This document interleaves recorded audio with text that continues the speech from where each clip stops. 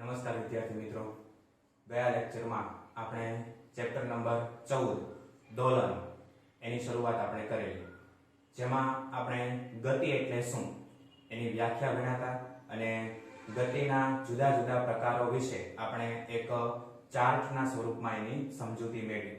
ત્યાર પછી આપણે આવર્ત ગતિ એટલે શું અને એના જુદા જુદા ઉદાહરણો ભણ્યા. બરાબર. ખાસ આવર્ત ગતિની વ્યાખ્યામાં ત્રણ શબ્દ આવવા જોઈએ. એક તો નિયત બિંદુ એટલે કે મધ્યમાન સ્થાન, બીજું નિયત પથ, બરાબર, અને ત્રીજું નિયત સમય અંતરાલ. બરાબર. જ્યારે કોઈ પદાર્થ નિયત બિંદુને અનુલક્ષીને નિશ્ચિત પથ પર નિયત સમય અંતરાલમાં પોતાની ગતિનું પુનરાવર્તન કરે તો તે પદાર્થ આવર્ત ગતિ કરે છે તેમ કહેવાય. બરાબર. અને આવર્ત ગતિના ઘણા બધા ઉદાહરણો પણ આપણે કાલે જોયા હતા. ત્યાર પછી આજે આપણે એક બીજા પ્રકારની ગતિ જોઈએ અને એ છે દોલિત ગતિ. સૌથી પહેલા આપણે દોલિત ગતિ એટલે શું એની વ્યાખ્યા જોઈએ અને ત્યાર પછી દોલિત ગતિના કેટલાક ઉદાહરણો આપીએ. બરાબર. તો દોલિત ગતિની વ્યાખ્યા શું થાય કે જો કોઈ પદાર્થ નિયત બિંદુ કે જેને આપણે મધ્યમાન સ્થાન કહીએ છીએ. મધ્યમાન સ્થાનની વ્યાખ્યા પણ કાલે આપણે ભણ્યા હતા. મધ્યમાન સ્થાન કોને કહેવાય? તો કે આવર્ત ગતિ કરતા પદાર્થના ગતિપથ પરનું એવું બિંદુ કે જ્યાં આગળ તેના ઉપર લાગતું પરિણામી બળ એટલે કે નેટ ફોર્સ શૂન્ય થાય, એવા બિંદુને શું કહેવામાં આવે છે? મધ્યમાન સ્થાન અથવા તો નિયત બિંદુ. તો દોલિત ગતિની વ્યાખ્યા શું થાય? તો કે જો કોઈ પદાર્થ નિયત બિંદુની આસપાસ,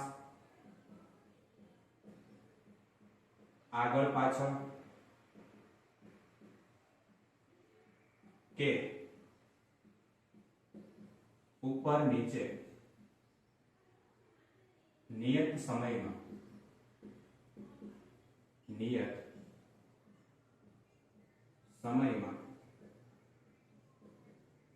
પોતાની ગતિનું પુનરાવર્તન કરે તો તે પદાર્થ આવર્ત ગતિ કરે છે. દોલિત ગતિ કરે છે તેમ કહેવાય. બરાબર. દોલિત ગતિની વ્યાખ્યા શું છે? જો કોઈ પદાર્થ નિયત બિંદુ એટલે કે મધ્યમાન સ્થાનની આસપાસ, આગળ પાછળ કે ઉપર નીચે નિયત સમયમાં પોતાની ગતિનું પુનરાવર્તન કરે તો તે પદાર્થ દોલિત ગતિ કરે છે તેમ કહેવાય. બરાબર. હવે આપણે દોલિત ગતિના કેટલાક ઉદાહરણો જોઈએ એટલે વ્યાખ્યા છે તમને વધારે સ્પષ્ટ થશે. પહેલું ઉદાહરણ, કોઈ એક વાટકો અથવા તો બાઉલ, એની અંદર બોલ છે. બરાબર. બોલ જ્યારે વાટકા કે બાઉલના તળિયા ઉપર હશે ત્યારે સમતોલન સ્થિતિમાં હશે. પછી બોલનું કોઈ એક બાજુ આપણે સ્થાનાંતર કરાવીએ થોડું અમથું અને પછી એને છોડી દઈએ તો વાટકામાં બોલ જે રીતે ગતિ કરે છે એ ગતિને બોલની દોલિત ગતિ કહેવાય. બરાબર. પહેલું ઉદાહરણ આપણે લખીએ. વાટકા કે બાઉલમાં રહેલ બોલ જ્યારે વાટકા કે બાઉલના તળિયા પર હશે ત્યારે તે સમતોલન સ્થિતિમાં હોય છે. પણ જો કોઈ એક બાજુ બોલને થોડું સ્થાનાંતર કરાવી છોડી દેતા બોલ વાટકા કે બાઉલમાં કેવી ગતિ કરશે?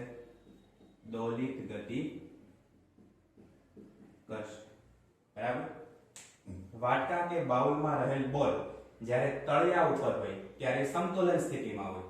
પછી બોલને કોઈ એક બાજુ થોડું સ્થાનાંતર કરાવી અને આપણે છોડી દઈએ તો બોલ વાટકા કે બાઉલમાં જે ગતિ કરે છે એ ગતિને શું કહેવામાં આવે છે? દોલિત ગતિ કરે છે. આકૃતિથી સમજીએ. દાખલા તરીકે આવો એક આપણો વાટકો કે પછી બાઉલ છે, એમાં બોલ પડેલો છે. બરાબર. અત્યારે બોલ છે એ બાઉલના તળિયા ઉપર છે એટલે બોલ ગતિ નથી કરતો, એની સમતોલન સ્થિતિમાં છે.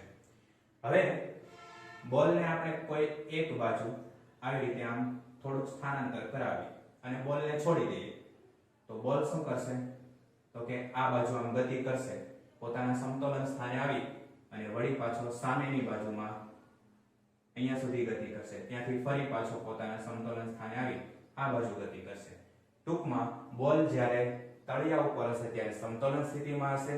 પછી કોઈ એક બાજુ થોડું સ્થાનાંતર કરાવી અને એને છોડી દઈએ તો વાટકામાં બોલ છે એ સતત શું કરશે? આવી રીતે આમ પોતાની ગતિનું નિયત સમય અંતરાલમાં પુનરાવર્તન કરશે. તો વાટકામાં બોલની થતી આવી ગતિ એને શું કહેવામાં આવે છે? દોલિત ગતિ. બરાબર. ત્યાર પછી એક બીજું ઉદાહરણ જોઈએ દોલિત ગતિનું. સાદા લોલક વાળા ઘડિયાળમાં દોલકની ગતિ. બરાબર. પહેલાના સમયમાં લોલક વાળા ઘડિયાળ આવતા, હજી પણ ઘણા બધાના ઘરે હશે. બરાબર છે. તો એ સાદું લોલક છે એ ઘડિયાળમાં સતત આ રીતે પોતાના નિયત બિંદુની આસપાસ નિયત સમયમાં સુરેખ પથ ઉપર પોતાની ગતિનું શું કરે છે? સતત પુનરાવર્તન કરે છે. તો સાદા લોલક વાળી ઘડિયાળ જે છે એમાં દોલકની જે ગતિ છે એ કેવી ગતિ છે? દોલિત ગતિ છે. બરાબર છે. હજુ એક આપણે ઉદાહરણ જોઈએ ત્રીજું. સ્પ્રિંગના છેડે બાંધેલ બ્લોકની ગતિ.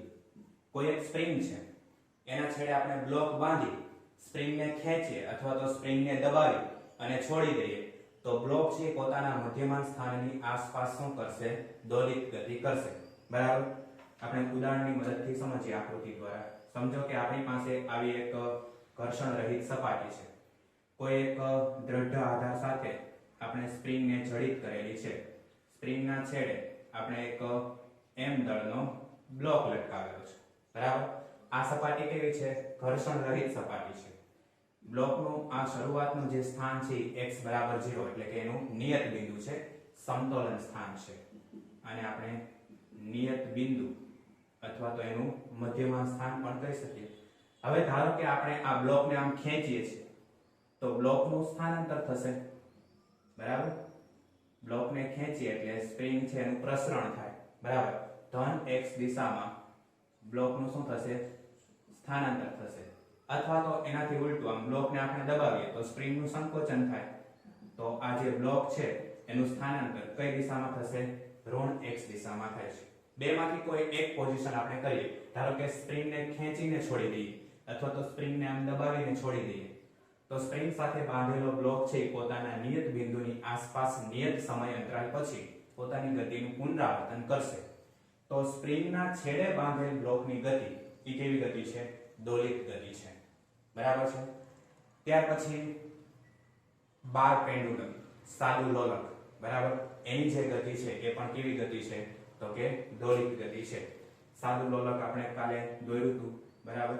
આવો એક દ્રઢ આધાર છે, એની સાથે આપણે આવું એક લોલક લટકાવેલું છે.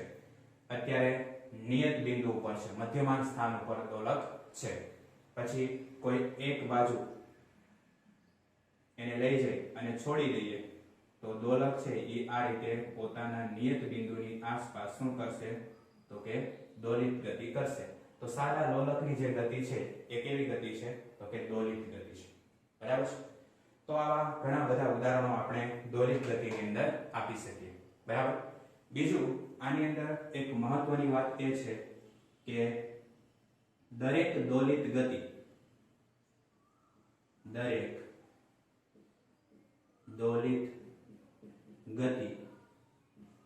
એ આવર્ત ગતિ છે પરંતુ દરેક આવર્ત ગતિ એ દોલિત ગતિ નથી ખ્યાલ આવે છે દરેક દોલિત ગતિ એ કેવી છે આવર્ત ગતિ પરંતુ દરેક આવર્ત ગતિ એ દોલિત ગતિ નથી કારણ કે આવર્ત ગતિની અંદર નિયમિત વર્તુળમય ગતિ પણ આવે સૂર્યની આસપાસ ગ્રહોની ગતિ ન્યુક્લિયસની આસપાસ ઇલેક્ટ્રોનની ગતિ બરાબર છે પછી કોઈ દોરીના છેડે બાંધેલ પથ્થર એને આપણે આમ ગોળ ગોળ ઘુમાવીએ તો પથ્થરની ગતિ થાય છે વર્તુળાકાર ગતિ તો આ બધી ગતિ છે આવર્ત ગતિ જ છે તો વર્તુળાકાર ગતિ છે એ દોલિત ગતિમાં આવતી નથી કારણ કે દોલિત ગતિમાં આપણને ખબર છે મધ્યમાન સ્થાનની જરૂર પડે તો સૂર્યની આસપાસ ગ્રહોની ગતિ ન્યુક્લિયસની આસપાસ ઇલેક્ટ્રોનની ગતિ એમાં ક્યાંય મધ્યમાન સ્થાન નથી આવતું તો એ આવર્ત ગતિ છે પણ દોલિત ગતિ નથી એટલે દરેક દોલિત ગતિ એ આવર્ત ગતિ છે પરંતુ દરેક આવર્ત ગતિ એ દોલિત ગતિ નથી કારણ કે આવર્ત ગતિમાં નિયમિત વર્તુળમય ગતિ પણ આવે અને એ નિયમિત વર્તુળમય ગતિ એ દોલિત ગતિ નથી ક્લિયર બીજી વસ્તુ કે દોલિત ગતિમાં પુનઃસ્થાપક બળ ઉદ્ભવે છે દોલિત ગતિમાં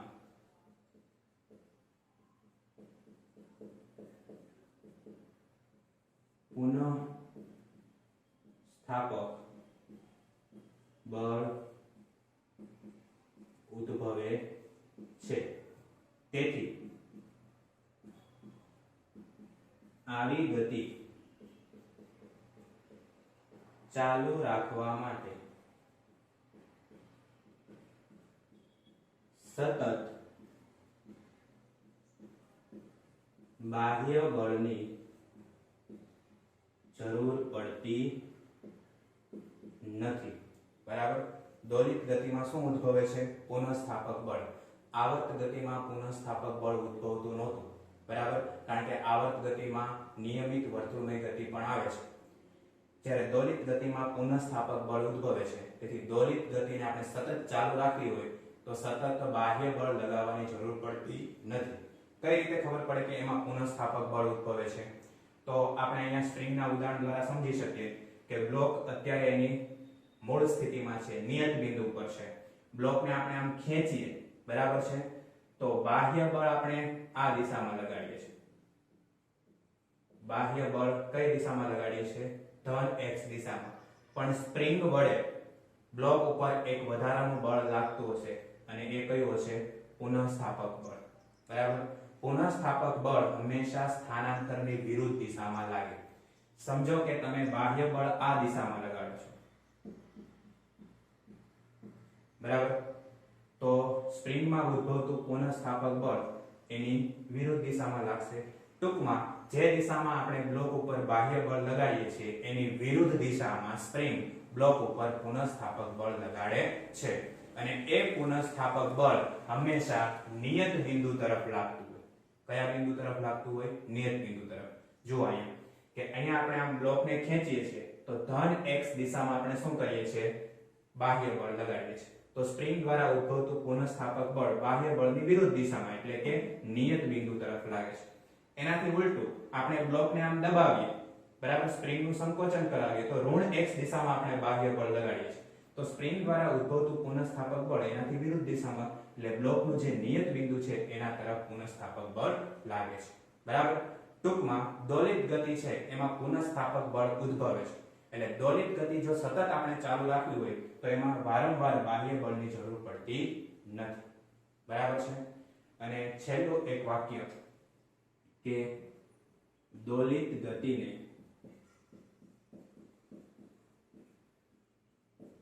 હાર્મોનિક દોલિત ગતિને હાર્મોનિક અથવા તો પ્રસંવાદિત પ્રસવાદી ગતિ પણ કહે છે। બરાબર। દોલિત ગતિને બીજી કેવી ગતિ કહેવાય? હાર્મોનિક અથવા તો પ્રસવાદી ગતિ પણ કહે છે। બરાબર। દોલિત ગતિમાં શું થાય તો કે જે પદાર્થ દોલિત ગતિ કરે છે એ પદાર્થ પોતે સતત પોતાની ગતિનું નિયત સમય અંતરાલ પછી પુનરાવર્તન કરે છે। બરાબર છે। આથી દોલિત ગતિને હાર્મોનિક ગતિ પણ કહે છે। હવે આ હાર્મોનિક શબ્દ આવ્યો ક્યાંથી? તો આપણને સંગીતના 7 સુર ખબર છે। સંગીતના 7 સુર શું છે? તો કે સા, રે, ગા, મા, પ, ધ, ની। આ 7 થયા। પછી ફરી પાછું શરૂઆત ક્યાંથી થાય? 7। બરાબર।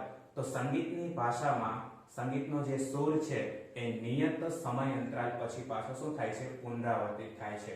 સા, રે, ગા, મા, પ, ધ, ની। વળી પાછું સા, રે, ગા, મા, પ, ધ, ની।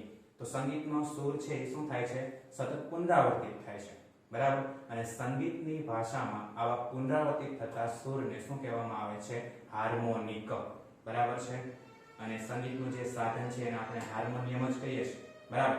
એના ઉપરથી આ દોલિત ગતિને હાર્મોનિક અથવા તો પ્રસવાદિત ગતિ પણ કહે છે। બરાબર છે। તો દોલિત ગતિની અંદર આપણે આટલી વસ્તુ યાદ રાખવાની છે। એક તો એની વ્યાખ્યા, એના અલગ અલગ ઉદાહરણો અને એના માટેની બીજી આ 2-3 માહિતી। બરાબર છે। તો આ છે દોલિત ગતિ। વ્યવસ્થિત જોઈ લો ત્યાર પછી આપણે આગળ સરળ આવર્ત ગતિ એટલે શું એના વિશે સમજીએ। બરાબર। હવે આપણે સરળ આવર્ત ગતિ એની વ્યાખ્યા લખવાની છે અને તેનો અગત્યનો ગુણધર્મ જણાવવાનો છે। તો સરળ આવર્ત ગતિની વ્યાખ્યા લખીએ એ પહેલા આપણે એક આકૃતિ સમજી લઈએ તો એના ઉપરથી આપણને વ્યાખ્યા સમજવી બહુ સરળ પડશે। બરાબર। તો ધારો કે મારી પાસે આવી એક ઘર્ષણ રહિત સપાટી છે। બરાબર। આ સપાટી કેવી છે? ઘર્ષણ રહિત। બરાબર। ઘર્ષણ રહિત સપાટી પર આ એક દ્રઢ આધાર છે। એની સાથે આપણે એક સ્પ્રિંગ એને જડિત કરેલી છે। બરાબર। અને સ્પ્રિંગના છેડા સાથે આપણે એક એમ દળનો બ્લોક બાંધેલો છે। હવે આ એવી પરિસ્થિતિ છે કે જ્યાં સ્પ્રિંગ નથી ખેંચાયેલી કે સ્પ્રિંગ નથી દબાયેલી, સ્પ્રિંગ એની મૂળ અવસ્થામાં છે। એટલે એને આપણે બ્લોકનું શું કહીશું? નિયત બિંદુ, કે જ્યાં આગળ સ્થાનાંતર કેવું છે? 0 છે। હવે ધારો કે આપણે ધન x દિશામાં બ્લોક ઉપર બાહ્ય બળ લગાડીએ છીએ। કેવું બળ લગાડીએ છીએ? બાહ્ય બળ।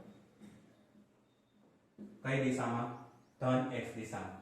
તો ધન x દિશામાં બ્લોક ઉપર આપણે બાહ્ય બળ લગાડીએ અથવા તો બ્લોક છે અને આપણે ખેંચીએ તો શું થશે?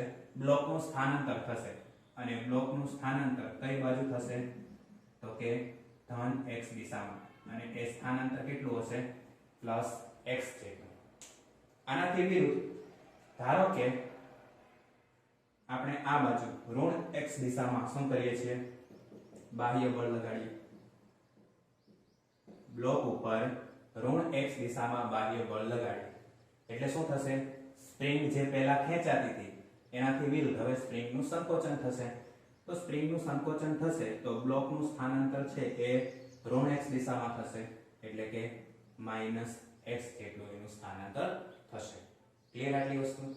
હવે જ્યારે આપણે બ્લોકને ખેંચીએ છીએ ત્યારે બાહ્ય બળ આપણે ધન x દિશામાં લગાડીએ છીએ તો સ્પ્રિંગ બ્લોક ઉપર પુનઃસ્થાપક બળ લગાડશે। સ્પ્રિંગની અંદર પુનઃસ્થાપક બળ ઉદ્ભવશે અને એ પુનઃસ્થાપક બળ એ બાહ્ય બળની વિરુદ્ધ દિશામાં હશે। પુનઃસ્થાપક બળ બાહ્ય બળની વિરુદ્ધ દિશામાં એટલે કોના તરફ? તો કે નિયત બિંદુ તરફ। કઈ બાજુ લાગે છે?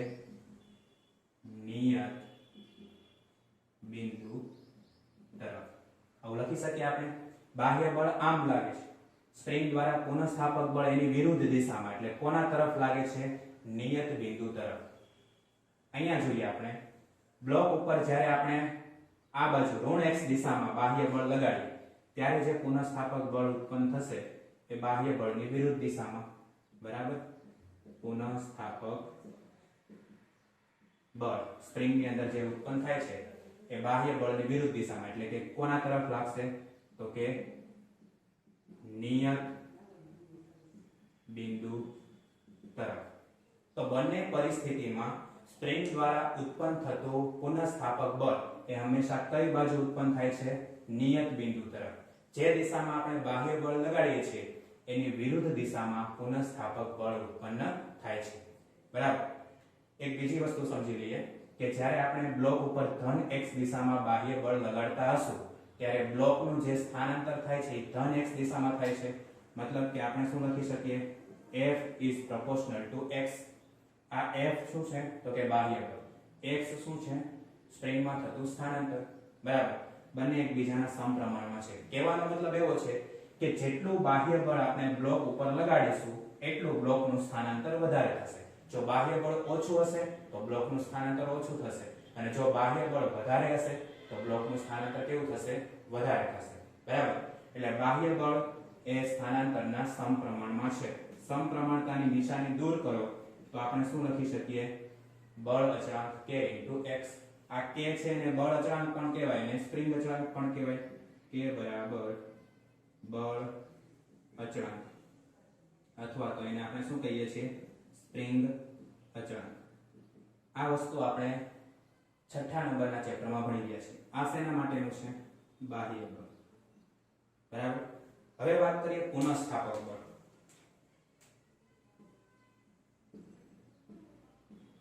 તો પુનઃસ્થાપક બળ જોઈ શકાય છે કે બાહ્ય બળની વિરુદ્ધ દિશામાં. બરાબર. તો પુનઃસ્થાપક બળ F એ પણ સ્થાનાંતરના સમપ્રમાણમાં હોય છે. પણ સ્થાનાંતરની કેવી દિશા તો કે વિરુદ્ધ દિશા. જે દિશામાં બ્લોકનું સ્થાનાંતર થાય છે એની વિરુદ્ધ દિશામાં પુનઃસ્થાપક બળ ઉદ્ભવે છે. એટલે F is proportional to -x. તો F is equal to -kx. જ્યાં k શું છે બળ અચળાંક અથવા તો સ્પ્રિંગ અચળાંક છે.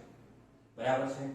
તો હવે આટલી વસ્તુ સમજ્યા પછી બે ત્રણ પોઈન્ટ ખાસ યાદ રાખવાના છે કે આપણે જે દિશામાં બાહ્ય બળ લગાડીએ છીએ એની વિરુદ્ધ દિશામાં કયું બળ લાગે છે પુનઃસ્થાપક બળ. એટલે કે હંમેશા પુનઃસ્થાપક બળ નિયત બિંદુ તરફ લાગે છે અને આ પુનઃસ્થાપક બળની અસર હેઠળ આ જે બ્લોક છે એ નિયત બિંદુની આસપાસ સુરેખ પથ ઉપર કેવી ગતિ કરે છે તો કે આવર્ત ગતિ કરે છે. તો આવી જે ગતિ થાય છે એને શું કહેવામાં આવે છે સરળ આવર્ત ગતિ કહે છે. બરાબર છે. તો સૌપ્રથમ આપણે સરળ આવર્ત ગતિની વ્યાખ્યા લખીએ કે જ્યારે કોઈ પદાર્થ સરળ આવર્ત ગતિની વ્યાખ્યા જ્યારે કોઈ પદાર્થ નિયત બિંદુથી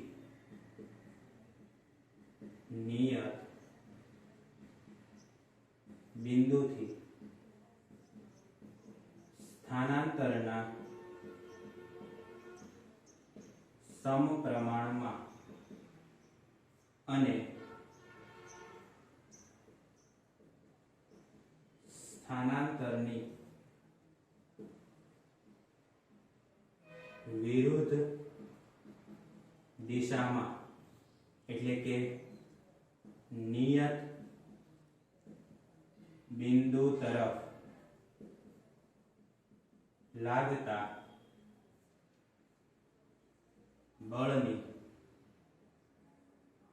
અસર હેઠળ નિયત બિંદુની આસપાસ સુરેખ પથ પર ગતિ કરતો હોય તો તે પદાર્થ સરળ આવર્ત ગતિ કરે છે તેમ કહેવાય. બરાબર. સરળ આવર્ત ગતિ જેને ઇંગ્લિશમાં સિમ્પલ હાર્મોનિક મોશન કહેવાય. બરાબર છે. અને સરળ આવર્ત ગતિ એને ટૂંકમાં શેના વડે દર્શાવાય જેને ટૂંકમાં સ આ ગ વડે દર્શાવે. હવે જ્યારે પણ આપણે સરળ આવર્ત ગતિની વાત કરતા હશું ત્યારે સરળ આવર્ત ગતિ આવું આખું નહીં લખીએ, પણ શું લખીશું શોર્ટમાં? સ આ ગ, સરળ આવર્ત ગતિ. બરાબર છે? તો વ્યાખ્યા મેં આ આકૃતિ ઉપરથી જ લખી છે. જો આકૃતિ પરથી આપણે વ્યાખ્યા સમજતા રહીએ. શું છે? જ્યારે કોઈ પદાર્થ નિયત બિંદુથી સ્થાનાંતરના સમપ્રમાણ, આ નિયત બિંદુ છે અને કોઈ એક બીજુનું આ સ્થાનાંતર છે. બરાબર?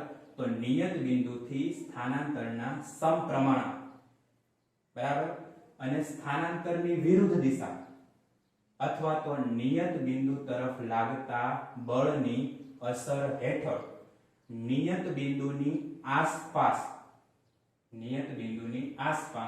સુરેખ પથ ઉપર આવર્ત ગતિ કરે તો તે પદાર્થ સરળ આવર્ત ગતિ કરે છે તેમ કહેવાય.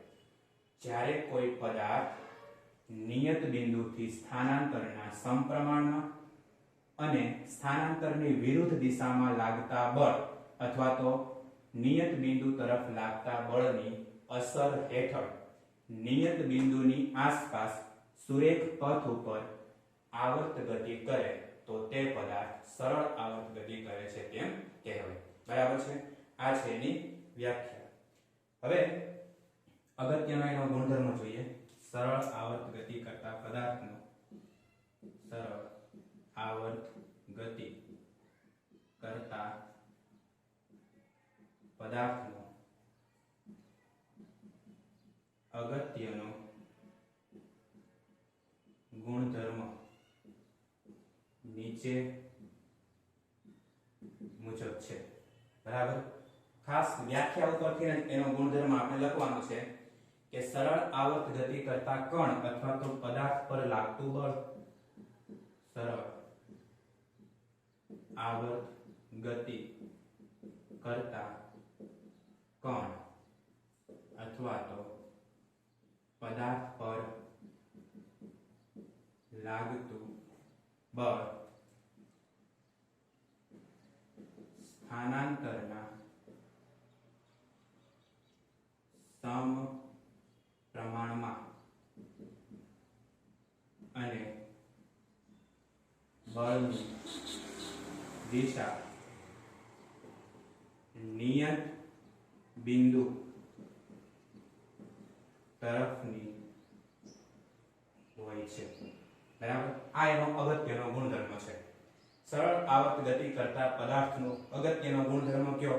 તો કે સરળ આવર્ત ગતિ કરતા કણ અથવા તો પદાર્થ પર લાગતું બળ એ સ્થાનાંતરના સમપ્રમાણમાં હોય છે અને બળની દિશા એ સ્થાનાંતરની વિરુદ્ધ દિશામાં અથવા તો નિયત બિંદુ તરફની હોય છે.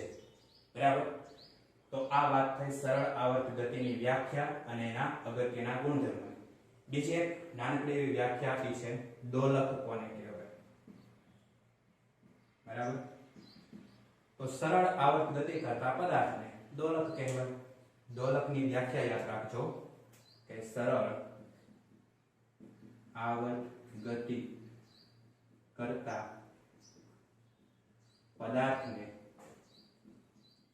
દોલક કહે છે. સરળ આવર્ત ગતિ કરતા પદાર્થને શું કહેવામાં આવે છે? દોલક કહેવામાં આવે છે. બરાબર? તો આ ટોપિક થઈ ગયો સરળ આવર્ત ગતિની વ્યાખ્યા અને તેનો અગત્યનો ગુણધર્મ. બરાબર? જોઈ લો એક વખત વ્યવસ્થિત, ત્યાર પછી આપણે આગળ જોઈએ. હવે આપણે આવર્ત ગતિ અને સરળ આવર્ત ગતિનો તફાવત લખવાનો છે. ત્યાર પછી દોલનો અને કંપનો વચ્ચેનો તફાવત શું છે એ આપણે જોવાનું છે. તો સૌપ્રથમ આપણે આવર્ત ગતિ અને સરળ આવર્ત ગતિ એમની વચ્ચે તફાવત શું છે એ જોઈ લઈએ. તો આ બાજુ લખું છું આવર્ત ગતિ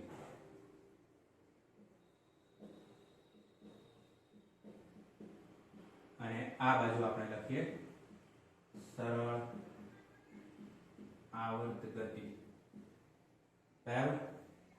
તો સૌથી પહેલો પોઈન્ટ છે કે આવર્ત ગતિ એ હંમેશા સરળ આવર્ત ગતિ હોતી નથી. બરાબર? આવર્ત ગતિ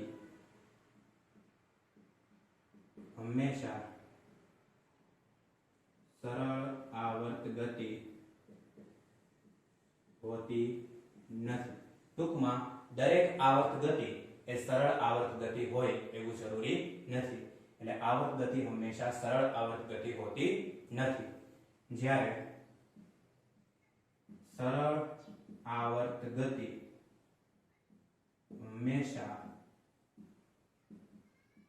આવર્ત ગતિ હોય છે. દરેક સરળ આવર્ત ગતિ એ હંમેશા કેવી ગતિ હોય છે?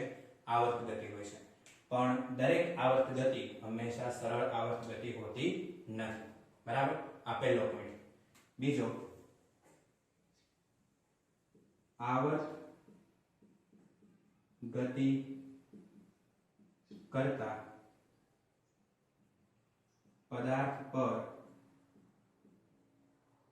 લાગતું બળ સ્થાનાંતરના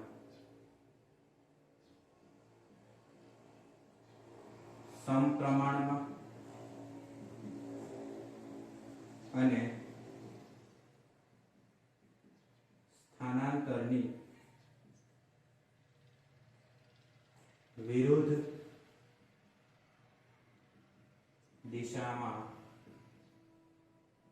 હોવું જરૂરી નથી. બરાબર? આવર્ત ગતિ કરતા પદાર્થ પર લાગતું બળ એ સ્થાનાંતરના સમપ્રમાણમાં અને સ્થાનાંતરની વિરુદ્ધ દિશા અથવા તો નિયત બિંદુ તરફ હોવું જરૂરી નથી. જ્યારે સરળ આવર્ત ગતિમાં સરળ આવર્ત ગતિ કરતા પદાર્થ પર અથવા તો કણ પર લાગતું બળ એ સ્થાનાંતરના સમપ્રમાણમાં અને સ્થાનાંતરની વિરુદ્ધ દિશામાં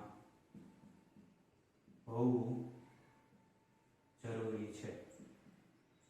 બરાબર? સરળ આવર્ત ગતિ કરતા પદાર્થ પર લાગતું બળ એ સ્થાનાંતરના સમપ્રમાણમાં અને સ્થાનાંતરની વિરુદ્ધ દિશામાં એટલે કે નિયત બિંદુ તરફ હોવું જરૂરી છે. જ્યારે આમાં એવી કઈ શરત જરૂરી નથી. તો આવર્ત ગતિ અને સરળ આવર્ત ગતિ એમની વચ્ચેનો આ તફાવત છે. ત્યાર પછી આપણે જોઈએ દોલનો અને કંપન એમની વચ્ચેનો તફાવત. તો દોલનમાં દોલન કરતા પદાર્થની આવૃત્તિ હંમેશા ઓછી હોય. બરાબર? દોલન કરતા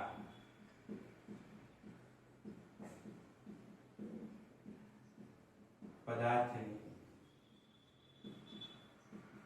આવૃત્તિ ઓછી હોય છે.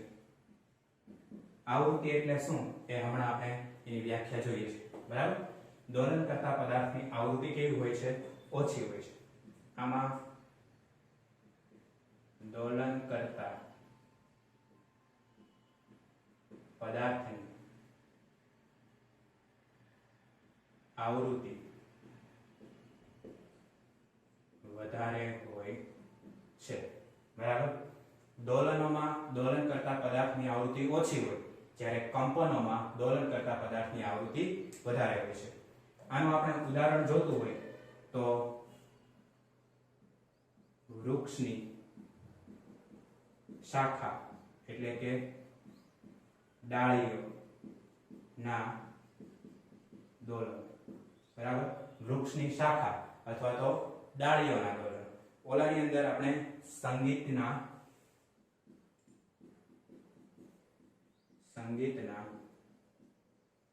સાધનોના દોલન. બરાબર? હાર્મોનિયમ એમાં એક દોરી હોય, આપણે સ્વિચ દબાવીએ તો દોરી છે એ શું કરે છે? કંપનો કરે છે. પછી આપણા કાનની અંદર પડદો હોય છે, પડદો પણ શું કરે છે? કંપનો કરે છે. પછી આપણા ગળામાં સ્વર પેટી છે, એ સ્વર પેટી પણ શું કરે છે? કંપનો. તો દોલન કરતા પદાર્થની આવૃત્તિ વધારે હોય છે. બરાબર છે? સંગીતના સાધનોના દોલનો એને કંપનો કહેવાય. બરાબર? પછી દોલનોમાં દોલન કરતા પદાર્થની આવૃત્તિ ઓછી હોય છે. વૃક્ષની શાખા અથવા તો ડાળીઓના દોલન, પછી સાદું લોલક એના દોલનો, એવા ઘણા બધા ઉદાહરણો અહીંયા આપણે આપી શકીએ છીએ. બરાબર. તો આ એક નાનકડો એવો ટોપિક કે જેમાં આપણે આવર્ત ગતિ અને સરળ આવર્ત ગતિ એમની વચ્ચેનો તફાવત જોયો અને દોલનો અને કંપનો વચ્ચેનો તફાવત જોયો. બરાબર. વ્યવસ્થિત જોઈ લો ત્યાર પછી આપણે આગળ વધીએ. હવે આપણે આવર્તકાળ અને આવૃત્તિની વ્યાખ્યા, એકમ અને પારિમાણિક સૂત્રો લખવાના છે તથા આવર્તકાળ અને આવૃત્તિ એમના વચ્ચેનો આપણે સંબંધ જણાવવાનો છે. બરાબર. ધોરણ 9 માં તમે ધ્વનિ નામના ચેપ્ટરની અંદર વિજ્ઞાનમાં આવર્તકાળ અને આવૃત્તિની વ્યાખ્યા ભણી ગયા છો.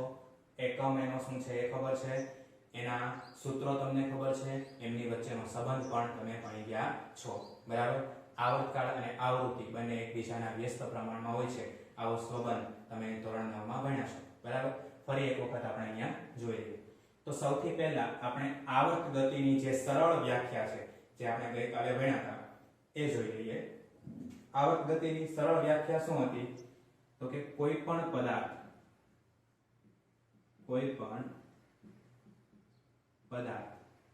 જે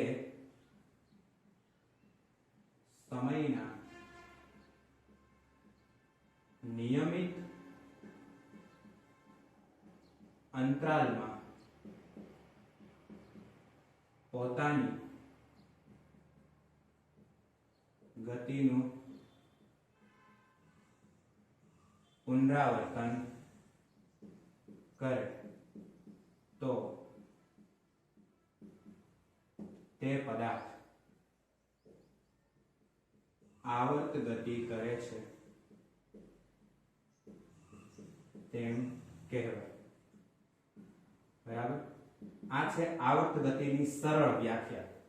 બાકી મેઇન જે આવર્ત ગતિની વ્યાખ્યા છે એમાં 3 શબ્દ રિપીટ થવા જોઈએ, કે જે મેં તમને લેક્ચરની શરૂઆતમાં પણ કીધું. એક તો આવવું જોઈએ નિયત બિંદુ, નિયત સમયગાળો અને નિયત પથ. આ 3 વર્ડ્સ આવર્ત ગતિની વ્યાખ્યામાં આવવા જોઈએ. પણ ઘણા બધા ઉદાહરણો કાલ આપણે આવર્ત ગતિના જોઈ અને ત્યાર પછી સરળ જે આવર્ત ગતિની વ્યાખ્યા છે એ આપણે શું લખી હતી કે કોઈ પણ પદાર્થ જે સમયના નિયમિત અંતરાલમાં પોતાની ગતિનું પુનરાવર્તન કરે તો તે પદાર્થ આવર્ત ગતિ કરે છે તેમ કહેવાય. બરાબર છે. આ છે આવર્ત ગતિની વ્યાખ્યા. હવે આપણે જોઈએ આવર્તકાળ. બરાબર. જેને ઇંગ્લિશમાં કહેવામાં આવે છે પીરિયોડિક ટાઈમ. તો પહેલી જે વ્યાખ્યા છે એ છે આવર્તકાળ. આવર્તકાળ જેને કેપિટલ ટી વડે દર્શાવવામાં આવે છે. આવર્તકાળની 2 વ્યાખ્યાઓ, બેમાંથી જે તમને યાદ રહે એ લખવાની છે. બરાબર. પહેલી વ્યાખ્યા છે કે આવર્ત ગતિનું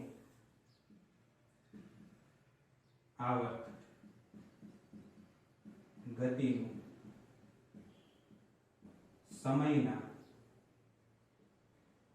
જે લઘુત્તમ અંતરાલમાં પુનરાવર્તન થાય તે સમયને શું કહેવામાં આવે છે? આવર્તકાળ ટી કહે છે. બરાબર. આવર્ત ગતિનું સમયના જે લઘુત્તમ અંતરાલમાં પુનરાવર્તન થાય તે સમયને આવર્તકાળ ટી કહે છે. જો આ વ્યાખ્યા યાદ ન રહે તો એક બીજી વ્યાખ્યા છે, અથવા કરીને લખી લો કે એક દોલન પૂર્ણ કરવા માટે લાગતા સમય, એક દોલન પૂર્ણ કરવા માટે લાગતા સમયને આવર્તકાળ કહે છે. બરાબર. તો આ બંને વ્યાખ્યા આવર્તકાળની છે. આવર્ત ગતિનું સમયના જે લઘુત્તમ અંતરાલમાં પુનરાવર્તન થાય તે સમયને આવર્તકાળ કહે છે, અથવા એક દોલન પૂર્ણ કરવા માટે લાગતા સમયને શું કહેવામાં આવે છે? આવર્તકાળ.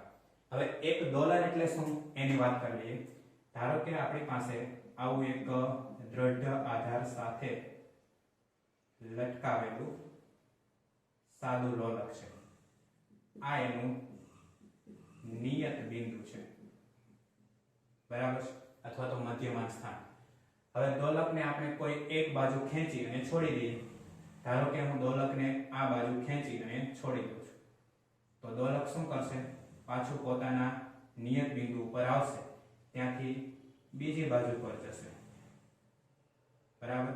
વળી પાછું ત્યાંથી પોતાના શું થશે? નિયત બિંદુ પાસે આવશે. ટૂંકમાં દોલક અથવા તો લોલક જ્યાંથી પોતાની ગતિની શરૂઆત કરે ત્યાં ફરી પાછું આવે ત્યારે એક દોલન પૂર્ણ થયું એમ કહેવાય. તો જો લોલક પોતાના નિયત બિંદુથી ગતિની શરૂઆત કરી અને આ બાજુ જાય, ત્યાંથી ફરી પાછું નિયત બિંદુ ઉપર આવે, ત્યાંથી બીજી બાજુ જાય અને વળી પાછું નિયત બિંદુ ઉપર આવે ત્યારે એક દોલન પૂર્ણ થયું તેમ કહેવાય, બરાબર.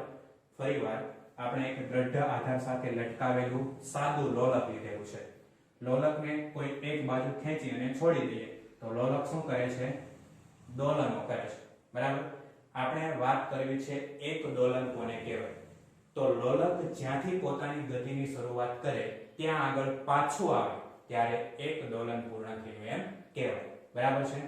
તો નિયત બિંદુથી જો લોલક ગતિની શરૂઆત કરે અને કોઈ એક બાજુ જાય, ત્યાંથી ફરી પાછું નિયત બિંદુ, ત્યાંથી બીજી બાજુ અને વળી પાછું ત્યાંથી નિયત બિંદુ તરફ આવે ત્યારે એક દોલન પૂર્ણ થયું એમ કહેવાય. અને એક દોલન પૂર્ણ કરવા માટે લોલકને જે સમય લાગે છે એ સમયને શું કહેવામાં આવે છે? એનો આવર્તકાળ કહે છે. ક્લિયર? ત્યાર પછી આવર્તકાળનો SI એકમ સેકન્ડ છે, બરાબર. કારણ કે આવર્તકાળ એક પ્રકારનો સમય છે તો એનો SI એકમ શું થાય? સેકન્ડ. અને તેનું પારિમાણિક સૂત્ર m0 l0 t1 છે, બરાબર. આ છે આવર્તકાળનું પારિમાણિક સૂત્ર.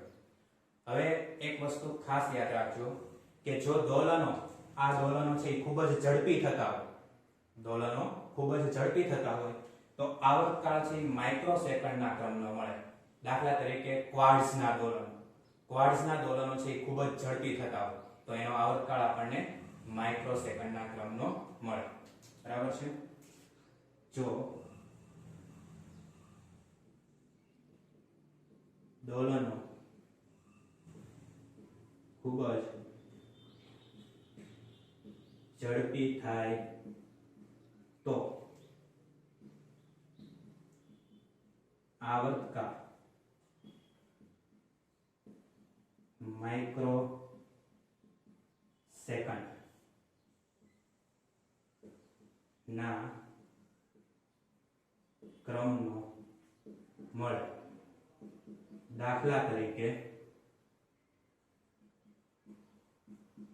ક્વાર્ટ્ઝના દોલન, બરાબર છે. જો દોલનો ખૂબ જ ઝડપી થાય તો આવર્તકાળ છે માઇક્રોસેકન્ડના ક્રમનો મળે. દાખલા તરીકે ક્વાર્ટ્ઝના દોલન. અને જો આવર્ત ગતિ ખૂબ જ ધીમી હોય એટલે કે બુધ ગ્રહનો આવર્તકાળ 28 પૃથ્વી દિવસ એટલે કે હેલીના ધૂમકેતુનો આવર્તકાળ છે કેટલો છે? 76 વર્ષ છે, બરાબર. એ પણ લખી દઈએ. જો આવર્ત ગતિ કેવી થતી હોય? ખૂબ જ ધીમી થતી હોય તો આવર્તકાળ વર્ષમાં મળે. હેલીના ધૂમકેતુનો આવર્તકાળ 76 વર્ષ છે, બરાબર. આ બધી માહિતી છે એ તમારા માટે એક્સ્ટ્રા છે, બરાબર. આપણે જે કામનું છે કેટલું છે? એક તો આવર્તકાળ, એની વ્યાખ્યા, એનો એકમ અને પારિમાણિક સૂત્ર. પણ આ વસ્તુ તમારી એક્સ્ટ્રા નોલેજ માટે છે કે જો દોલનો ખૂબ જ ઝડપી થાય તો આવર્તકાળ છે માઇક્રોસેકન્ડના ક્રમનો હોય. દાખલા તરીકે ક્વાર્ટ્ઝના દોલન. અને જો આવર્ત ગતિ છે એ ખૂબ જ ધીમી થતી હોય એટલે કે દોલનો ખૂબ જ ધીમા થતા હોય તો આવર્તકાળ આપણને વર્ષોમાં મળે. અને હેલીના ધૂમકેતુનો આવર્તકાળ એ 76 વર્ષ છે. બરાબર. બુધનો જે આવર્તકાળ છે 88 પૃથ્વી દિવસ એટલે કે 76 વર્ષ છે. ત્યાર પછી આપણે બીજી વ્યાખ્યા લખવાની છે એ છે આવૃત્તિ. આવૃત્તિને ઇંગ્લિશમાં ફ્રીક્વન્સી કહેવાય એટલે એને સ્મોલ f અથવા ન્યુ વડે પણ દર્શાવવામાં આવે છે. આવૃત્તિને ઇંગ્લિશમાં શું કહેવામાં આવે? ફ્રીક્વન્સી. તો એને શેના વડે દર્શાવાય છે? f અથવા તો ન્યુ વડે. બરાબર. તો આવૃત્તિની વ્યાખ્યા શું છે? તો 1 સેકન્ડમાં થતા દોલનોની સંખ્યા અથવા તો એકમ સમય કૌંસમાં આપણે લખીએ 1 સેકન્ડમાં થતા દોલનોની સંખ્યાને આવૃત્તિ f અથવા ન્યુ કહે છે. બરાબર. 1 સેકન્ડમાં કેટલા દોલનો થાય એને આવૃત્તિ કહેવાય. અને એક દોલન પૂર્ણ કરવા માટે કેટલો સમય લાગે એને શું કહેવામાં આવે છે? આવર્તકાળ. આવૃત્તિનો SI એકમ આવૃત્તિનો SI એકમ સેકન્ડ ઇનવર્સ અથવા તો હર્ટ્ઝ છે. હર્ટ્ઝ નામના વૈજ્ઞાનિકે આવૃત્તિની શોધ કરી હોવાથી વૈજ્ઞાનિકના નામના માનમાં આપણે એનો એકમ શું લખીએ છીએ? હર્ટ્ઝ. અથવા તો આવૃત્તિ એ આવર્તકાળનો વ્યસ્ત છે એટલે આપણે શું લખીએ છીએ? Second inverse. બરાબર. તેનું પારિમાણિક સૂત્ર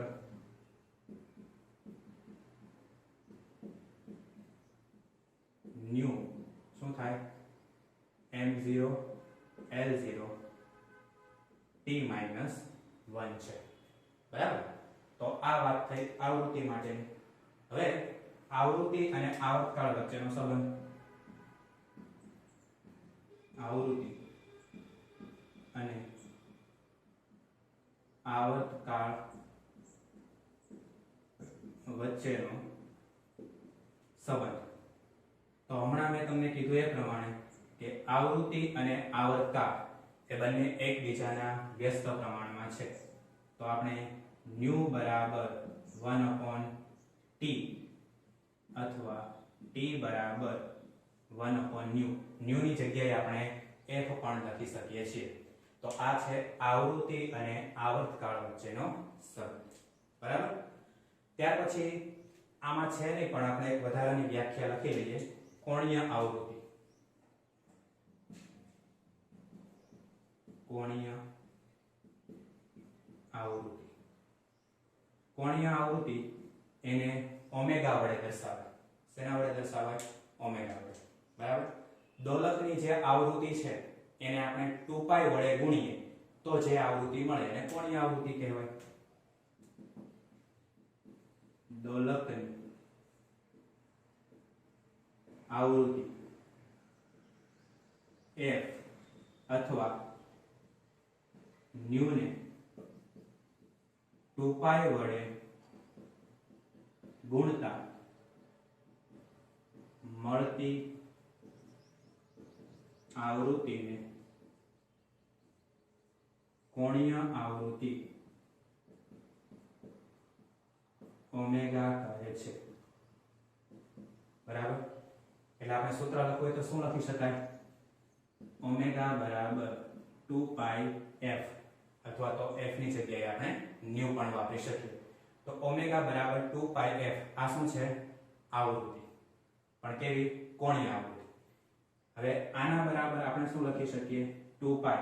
f એટલે શું લખાય? 1/t. f ની જગ્યાએ ન્યુ પણ હોય તો અહીંયા f ની જગ્યાએ આપણે 1/t એટલે છેદમાં શું લખી શકીએ? t.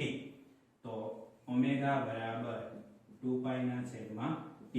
આ ખાસ યાદ રાખવાનું છે. જ્યાં f બરાબર 1/t આ કિંમત છે ને એ આપણે મૂકી. બરાબર. તો ઓમેગા બરાબર આપણને શું મળે છે 2π/t. આ ઓમેગા છે ને એને કોણીય આવૃત્તિ કહેવાય, કોણીય ઝડપ કહેવાય, કોણીય વેગ પણ કહેવાય. બરાબર છે. કોણીય આવૃત્તિ એના બરાબર અંતરના છેદમાં સમય લેવાનો છે. હવે આ સૂત્ર કઈ રીતે આવ્યું એ હું તમને અહીંયા સમજાવું થોડું. બરાબર. નિયમિત વર્તુળમય ગતિ આપણે લઈએ. સમજો કે આવું એક વર્તુળ છે. બરાબર. નિયમિત વર્તુળમય ગતિ થાય છે. અહીંયા જે મૂલ્ય છે આપણે ખૂણો છે અત્યારે રેડિયનમાં લઈએ તો અહીંયા શું આવે 0 આવે, અહીંયા શું આવે π/2, અહીંયા શું આવશે π, અહીંયા શું આવશે 3π/2 અને અહીંયા આવશે 2π. ક્લિયર?